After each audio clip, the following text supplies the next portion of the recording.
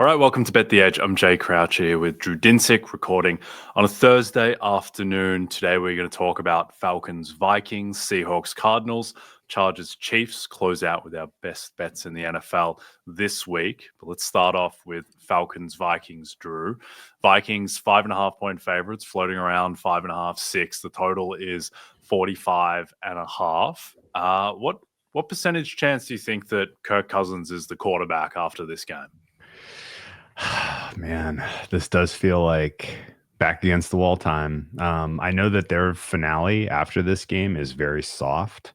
And so I think they're just kind of hopeful that it's not so bad that their hand gets forced and that they can just kind of ride this out, because I don't think they want to create some uncertainty with, a new starter getting his feet wet before, potentially securing a playoff spot here. But I would put the likelihood that Cousins is the starter at 75% and 25% that he's not. And the 25% that he's not is that all of the evidence we have from the last handful of weeks of Kirk Cousins being physically unable to perform the position is confirmed for the second straight week after the bye. And I will say that there is a decent chance that Vikings, Falcons overall, like, perform well enough and, are competitive in this game and maybe even win this game. And all of the, kind of hand-wringing about how physically broken Cousins is forgotten until whatever playoff loss, kind of reminds everyone. But I don't think that there's necessarily an obvious way to expect a bounce back, considering that, like, the raw next-gen data on his ability to move, his ability to create velocity with this pass, and the eye test of watching how slowly the ball is coming out of his hand, all of it spells a guy who is physically done. And it is a problem for the Falcons, considering that they have gotten to this point in the season without seeing what they have in Penix Jr., who they spent a top 10 pick on. And the financial commitment to Cousins over the next few years sort of forces their hand just to see what, they really have to kind of run this out to the end. So it's a little bit of a mess. It speaks to an organization that didn't have an especially strong vision coming into this year. And I think it's realistic that, the outcome of this is a lot of people, a lot of turnover in that organization from the top down. And, it's kind of a bummer, because I like some of the things that they did, hiring, coaching, and, in general, kind of getting an offense outside of the quarterback that looks very dangerous. I mean, they hit on the draft with Drake London. They have a in their prime top 10 offensive line. They have a true workhorse RB1 in Bijan Robinson. Kyle Pitts seems like a miss, but otherwise, like, they've put together a really solid offense here, and they just need a quarterback who can perform them, at an average or above average level. And when Cousins was doing that this year, that was pretty obvious in the results, and now he's not. And the fact that it was so physically, such a physically concerning performance with an extra week of rest at home in a controlled environment, all of that is, kind of alarm bells ringing in my head for Cousins down the stretch here. That said, the Vikings are not as good of a team as the market seems to believe, in my opinion. I do not rate them in the top 6 right now, and they are consistently in the top 6 across most ratings. I think that these defenses has shown some cracks, and I think it's largely health and personnel related. And I think Sam Darnold is being asked to do almost everything on offense, because Aaron Jones is also physically incapable of really performing at a high level right now. So it's a tenuous place to be if you're Minnesota Vikings and you're looking at an outcome of this Green Bay Detroit game where you're either surely squarely in as a wild card, or the door may be open for you to steal the division. But you have a tough test against Atlanta, who has an offense that could really make put some pressure on your D. And I think that The market is a little bit too confident in the Vikings in this spot. My fair price for this game is 4.7. My fair total for this game is 48. So between the two, I would lean over more than I would take the Falcons. And some of my tone might just be recency bias because I lost a lot of money on the Falcons last week, and I feel like I was very much on the right side, and I just got let down by a couple of just really, really poor, poor specific plays made by Kirk Cousins that kind of took that game out of their hands. Yeah, I think with Kirk, I think that the burying him is a little premature because he looked just as bad in week 1 against the Steelers. And then after that was able to turn it around. And my speculative theory would be that he was fine against the Saints 3 games ago. He had positive EPA. It wasn't a great performance, but it wasn't like a catastrophe. He was bad against Denver, but again, not a catastrophe. And then I think he just kind of lost his mind against the Chargers. And I think it all compounded, and he hadn't played in a couple of weeks, and I think it was just a mess. If they had a kicker who could kick, they would have won both the Chargers games and the Saints games, whereby the underlying stuff, they severely outperformed both teams, and they'd be 2-1, and everyone would just be like, oh, Kirk's going through a bit of a rough spot. But because their kicker can't kick and they're 0-3 instead of 2-1, now it's like, oh, it's a disaster and he's got to get benched for a rookie. I think that it's pretty unlikely that he will get benched within the next 2 games. I imagine they're going to give him both. Well, obviously the Vikings game, and then they play the Raiders on Monday Night Football. I mean, if he's like throws 7 picks across those 2 games, then he's probably done. But short of 2 disasters, I suspect that they're just going to ride it out with him. But yeah, overall, I know it looked horrific. He was dreadful, but ultimately, I don't think he's been, over the course of the 3 games, I don't think he's been as bad as people have implied. I think it was just one game where he really melted down. I will say this: when the end comes for an older quarterback, particularly one coming off an injury as serious as he came off of, it can be pretty rapid. It can be pretty aggressive. And in the back of my mind, I will never kind of forget making a lot of money off of the decline of Matt Ryan in Indianapolis. And that was so sudden and so obvious. And, it had sort of a lot of the same signature of what's happened with Kirk Cousins this year, where he had some high spots. The team was winning at times. And then the trap door just opened and it was over. And it kind of feels like that. I don't know that. So you think 75-25 is being a little bit pessimistic then? You think it's more like 90-10? I think it's more like 90-10. And even so, even if he throws, like, if he's 1 touchdown, 3 picks and a loss, I think they would still give him another week against the Raiders. And then that would be for his career at that point. I think they give it another go, just with his kind of standing as a veteran, and the fact that it's pretty rough to turn to a rookie quarterback with 4 weeks left in the season when you're fighting for the division. So I suspect ultimately they're just going to ride it out with Kirk. Real quick on our overall arc here, and in both of these teams, because I think the Vikings are very clearly in the wild card. They would take something really catastrophic would have to happen to shift them to where I'm not seeing them in the playoffs. And right now they're sitting in a fine position with upside of passing the Lions if the Lions fumble the bag at all. The Falcons playoff proposition has gotten very tenuous. There are a lot of sharp players in this space who have bet a lot of bucks at huge numbers, expecting them to run these guys down. And they're 6-point dogs this week. Like, this could be the Bucks with a 1-game lead on the division after this week here. But I think it's important to point out that even with them being massive dogs this week, I make them 70% chance to win the NFC South still. The Bucks have a tougher schedule on the way in by a margin.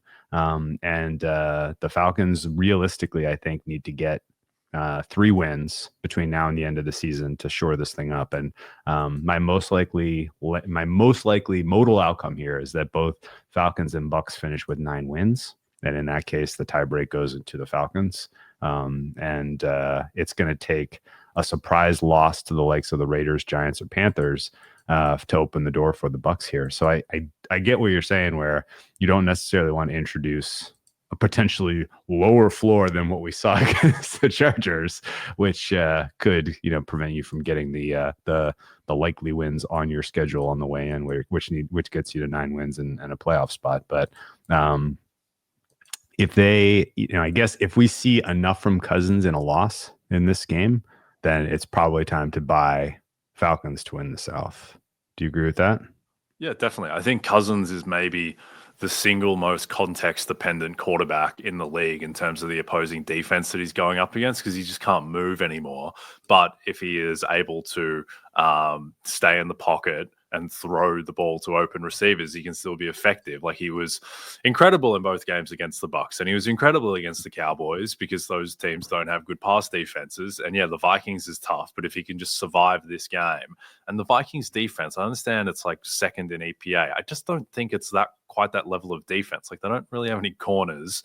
And I think a lot of it is not smoke and mirrors, because they have more talent than they did last year. But I think it's smoke and mirrors relative to being the second best defense in the league statistically.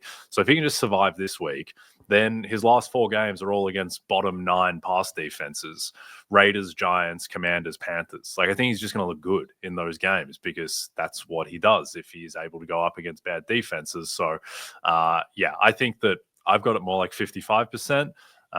But yeah, if you're a Falcons man, you really need the Chargers to win at home to the Bucs next week, because that's the game. If the Bucs win that game, then I think they're going to win the division, because outside of that, home Raiders, at Cowboys, home Panthers, Saints, modal outcome there is 3-1, you'd suspect. And so if they beat the Chargers, then I think they're going to win. But they'll be underdogs in that game, because the Chargers are better and they're at home. Yeah, look ahead right now would have Chargers -3.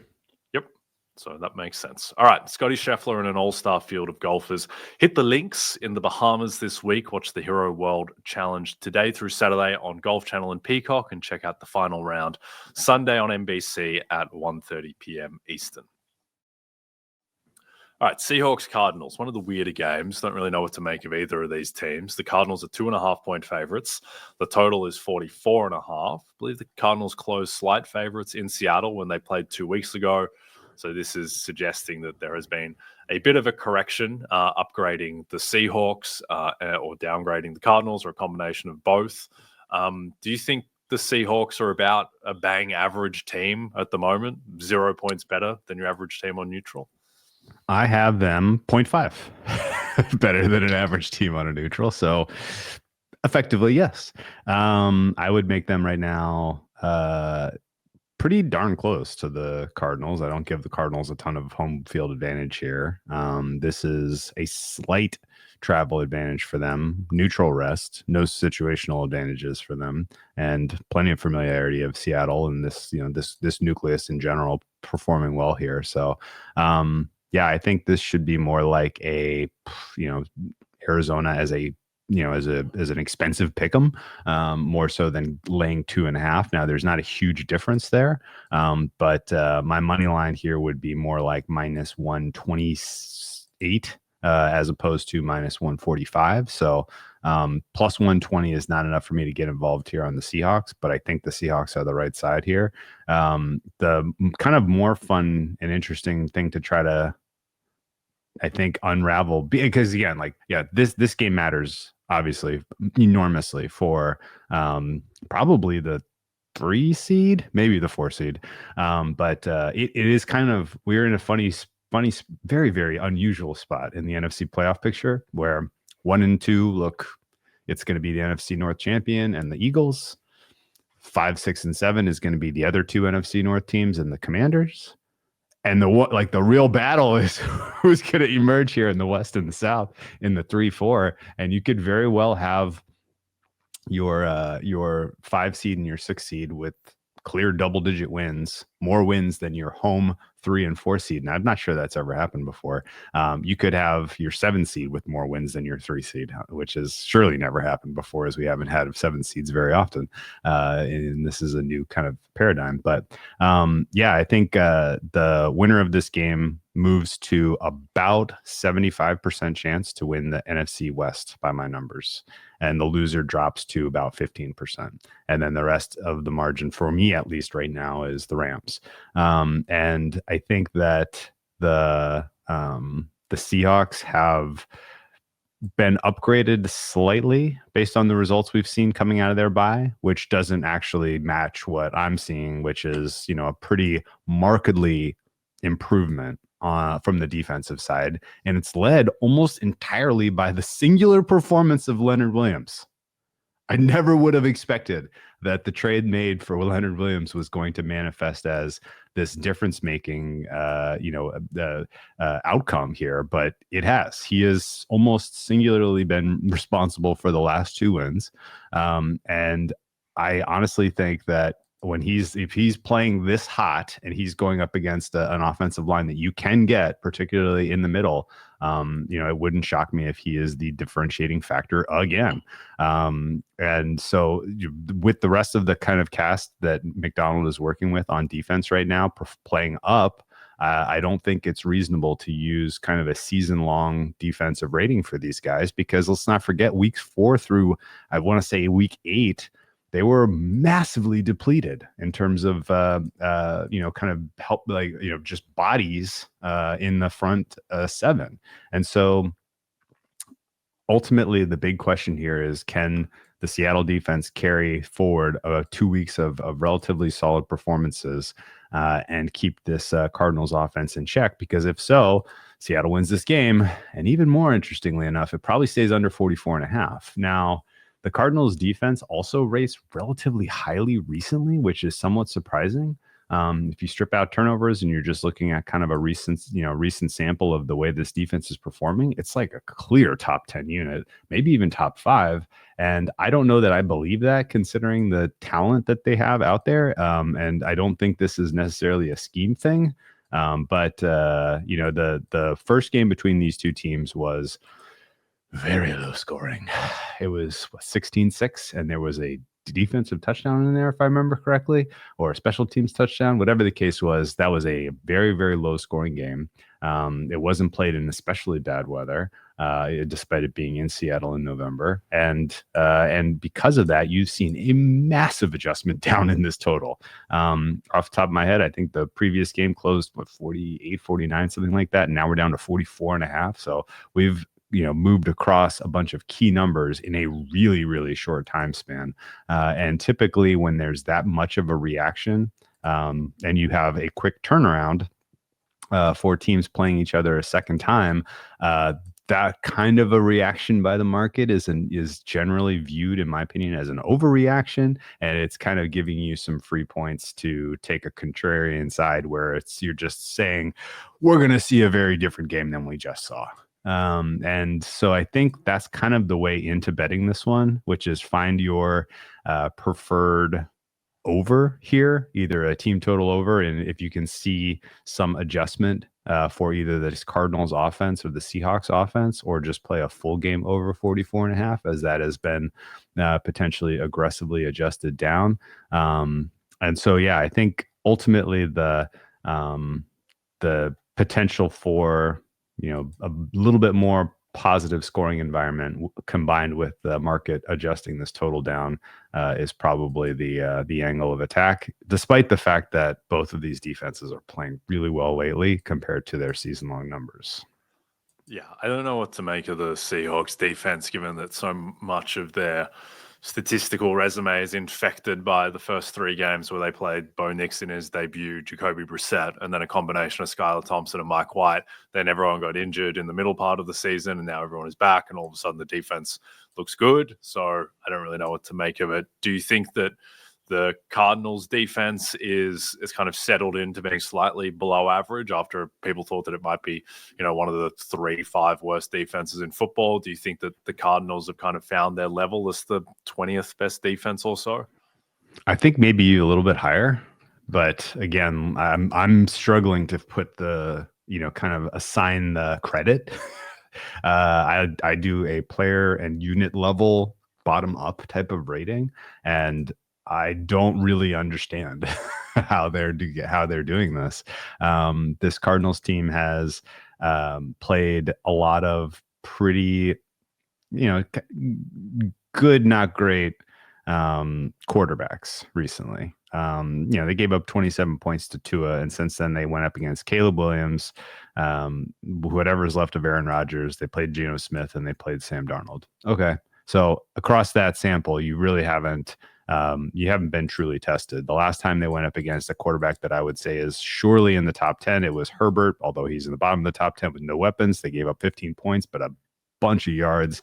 Prior to that, they played the Packers and they got absolutely torched. So there's certainly evidence with this unit of talent that these guys are bottom half. But you play who's on your schedule, and they're playing relatively well despite not having any true blue standout names across this roster. It's just kind of a lot of good players who have been able to stay healthy.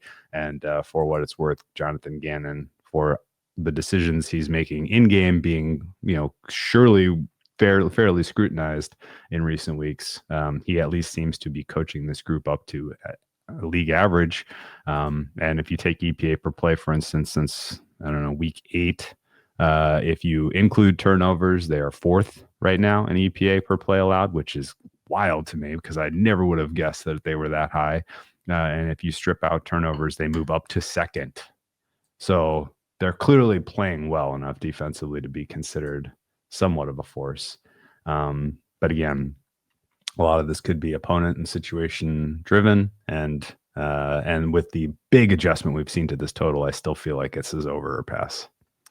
Yeah, he's not going to win Coach of the Year now because the team is 6-6, and I just don't think that if he ran the slate, I still think he wouldn't win. But with Gannon, they do seem like a very well coached team week to week who typically don't do stupid stuff and put themselves in the best position to win. Even like the way that they would go down the field at the end of the half against the Vikings. Nate Tice brought this up on his podcast, but just comparing that to the way that the Bears would go down the field, managing the clock and managing just kind of game management elements. Gannon was all over it in ways that Mr. Eberflus was not. All right, it's an AFC West showdown between Justin Herbert and Patrick Mahomes in Kansas City this Sunday night. Coverage of the matchup with major playoff implications begins at 7 p.m. Eastern, only on NBC and Peacock. As you all know by now, we've teamed up with BetMGM this season. We'll be using BetMGM lines to make all our picks, and we'll have special offers for our listeners each week. If you haven't signed up to BetMGM yet, use bonus code BETEDGE, and you'll get up to a $1,500 first bet offer on your first wager with BetMGM. Here's how it works. Download the BetMGM app and sign up using bonus code BETEDGE. Deposit at least $10 and place your first wager on any game, and you'll receive up to $1,500 in bonus bets if your first bet loses. Just make sure you use bonus code BETEDGE when you sign up. See BetMGM.com for terms. 21 plus only. U.S. promotional offers not available in New York, Nevada, Ontario, or Puerto Rico. Gambling problem? Call 1-800-GAMBLER. Available in the U.S. Call 877-8-HOPE-NY or text HOPE-NY 467-369 in New York. Call 1-800-NEXT-STEP in Arizona, 1-800-327-5050 in Massachusetts, 1-800-BETS-OFF in Iowa, 1-800-981-0023 in Puerto Rico. First bet offer for new customers only, subject to eligibility requirements. Rewards are non-withdrawable bonus bets that expire in 7 days in partnership with Kansas Crossing Casino and Hotel. Don't forget, if you haven't signed up for BetMGM yet, use bonus code BETEDGE and get your $1,500 first bet offer today. Okay, let's close out with Sunday Night Football. Chargers Chiefs. Chiefs have ticked up to a 4-point favorite at home. The total is a lowly 43. There's a lot of injury elements to this game. As we're recording, I think we know the status of Ladd McConkey, for instance, which is kind of a big deal given that he is by far Justin Herbert's best weapon. I think what's most interesting about this game, Drew, is that the Chiefs have the 15th ranked defense by EPA. They have the 9th ranked offense. Is there a chance that this team just is more of like a +4 type of team and belongs more in the realm of, say, the Packers and the Vikings than the Bills, the Ravens, the Lions, the Eagles? I mean, we're going to get there if we haven't already. I mean, I personally don't think that there's a huge margin between 1 and 6 right now anyway. I would say that you could pretty much convince me that the top 6 should be effectively in any order between Buffalo, Baltimore, Philly, Detroit, KC, and I would put Green Bay in the mix. So, yeah, if they ultimately fall to the bottom of that list or fall out of that tier, it shouldn't shock us. Kind of going to, again, like, what is recent performance telling you about the way this defense is playing? They have not necessarily gone up against a star-studded cast of quarterbacks. Josh Allen is in the mix, but otherwise they have not played especially difficult passers. And that's usually what you see when you look at a small sample of defensive performances. Who have you played? And that said, they still have an elite rushing defense, but the pass defense has completely evaporated. They are now very, very close to the bottom of the NFL with some very, very poor teams. And that is a huge shock, considering to start this season, you had to upgrade this unit pretty aggressively to the best in the NFL overall. Now, they have had issues with just available bodies for both pass rush and secondary from injury standpoint. And that apparently has made a huge difference in the quality of play, which is somewhat of a new phenomenon under Spagnuolo, because he's coached up young, unknown players out of nowhere to backfill when they've lost elite talent to either free agency or injury over the past years. And for whatever reason now, it's just not happening. They're playing Chris Jones out of position. They're not generating any pass rush, and they're not covering the secondary weapons in the passing game well at all. And that has caused huge issues with negative game state. And on the offensive side of the ball, they haven't had any semblance of a running game. The pass protection for Pat Mahomes has been pedestrian, if not bad. And Pat Mahomes himself has taken a step back in terms of his excellence when it comes to avoiding the sack. And you stew all of this up, and you can either say one of two things, like they're not as good as we all think, or they're getting it by with some unsustainable, lucky, game state aspects, or that they have clear and obvious problems to fix. And by the time we get to the playoffs, presumably this experienced coaching staff will have fixed those problems. Now, I don't love that their first answers to solving some of these things have clearly failed, and that there's not really a cavalry coming in terms of healthy bodies. But I would say that this particular matchup should be as good of a proof of concept as any that they should start turning things around. And the reason I say that is two factors here. There's not really a secondary, tertiary, quaternary level or a player on this Chargers offense that can hurt you at all. In fact, they may not be a primary weapon that can hurt you at all on this Chargers offense right now, considering their health and their kind of lack of talent. And I think that just based on opponent, the pass defense might look better here. They are presumably getting Amenahu back as a pass rusher, which matters a decent amount for their overall ability to generate pressure, because presumably they can then move Chris Jones back more into the interior more often. Chris Jones on the interior against this offensive line is exciting, because that is probably where they are the weakest. And so he might be more of like a game wrecker, like we remember from the early portion of the season, most notably game 4 against the Chargers, where he was just an absolute dominant force in that fourth quarter. So I'm kind of hopeful that the signal we've gotten recently on this Chiefs defense takes a hard U-turn in this particular game.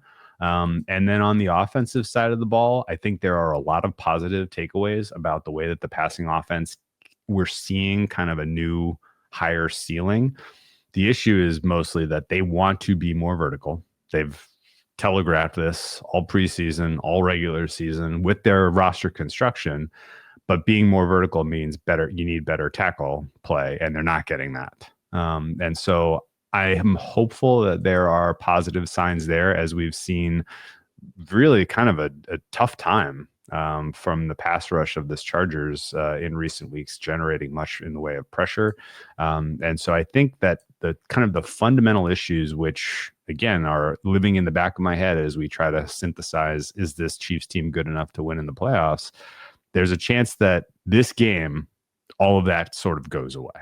And I don't think we should completely assume that the problems being a non-factor in this game means that we can count on them being a non-factor in January. But I think the Chiefs win, and I think they cover. And I think the fact that this is moved to 4 is correct. My fair would be closer to 6.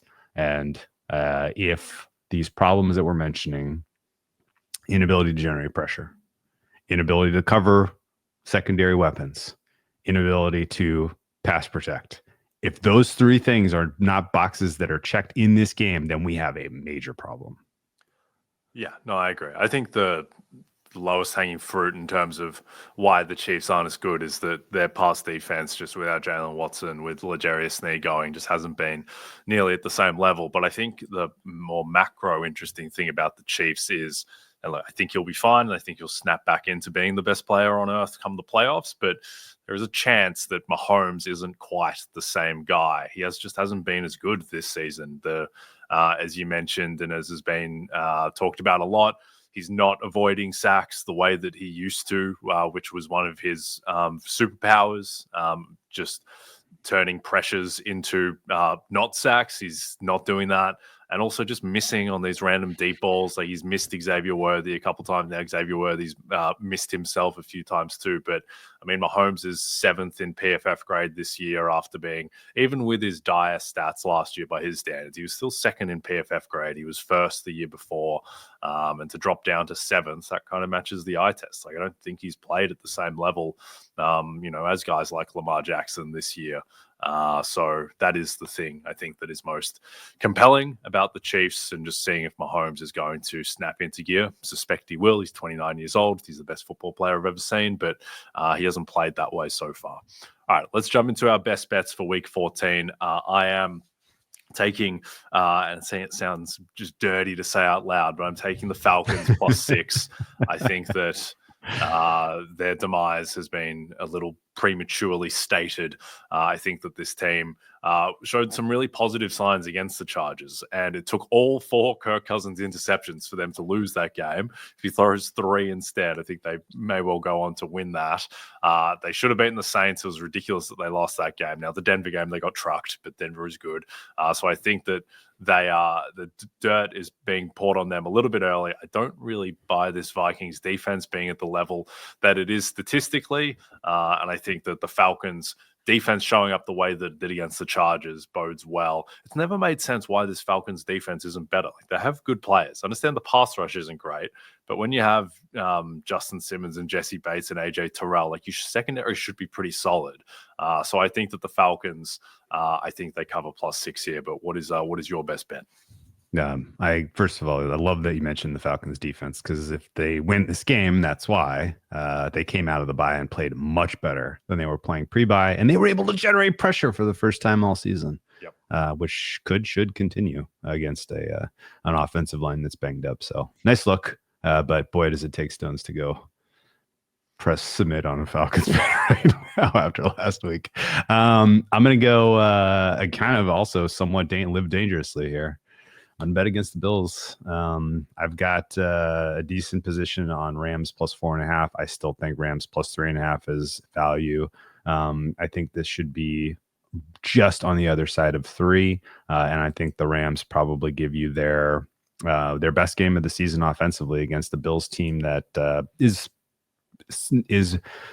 good, but not in sort of the rare air that they're being treated by the market here. I think the fact that they're coming off of 2 very, very high profile wins sandwiched around their bye has really kind of inflated the impression of what this team is overall. I like the fact that the Rams in general have now started finding some stability across this offensive line, getting the run blocking going for Kyron Williams, and just in general, if the Rams can put a decent lead on the Bills, people have sort of forgotten that the Bills are not constructed to come back from deficit. They've been playing in super positive game states, and they may have a very positive game state in this game and run away with it. But I think there will be a moment between now and the end of the season where people are like, wow, what the heck happened to the Bills this week? They were down 2 scores, and then the next thing I know, they're down 4 scores. And I think that ultimately this is still a passing game that needs to prove that they can come back from a multiple score deficit. And I'm hopeful we see that in this game as the Rams continue their push to threaten for a playoff spot here. So so it should be a really good competitive contest. I don't have a ton of confidence that the Rams should be rated much more than a +2 right now, but I think that the Bills kind of being treated as this kind of +7 team is not correct. I think they're closer to say +5. So for me, this should be a game that's lined right around 3. And if you're going to give me the hook with the home team that needs it, I'll take it. Okay, I like it. I agree. Hope you're right. So Lamar and Saquon, man, need this bad man Josh Allen to take a dive at some point. I suspect he's going to eke this one out, but perhaps the Rams cover. And I think it'll all come down to next week in Detroit for all the marbles, which we will talk about in great detail. All right, we are done for today. Don't forget to check out NBCSports.com for more information to help you with your wagers. Thanks to those watching on the NBC Sports YouTube channel. If you're listening to us in podcast form, don't forget to rate and subscribe. Also a reminder to find all your favorite NBC Sports shows on Amazon Music. Just head to amazon.com/NBC Sports. From myself and Drew, good luck this weekend.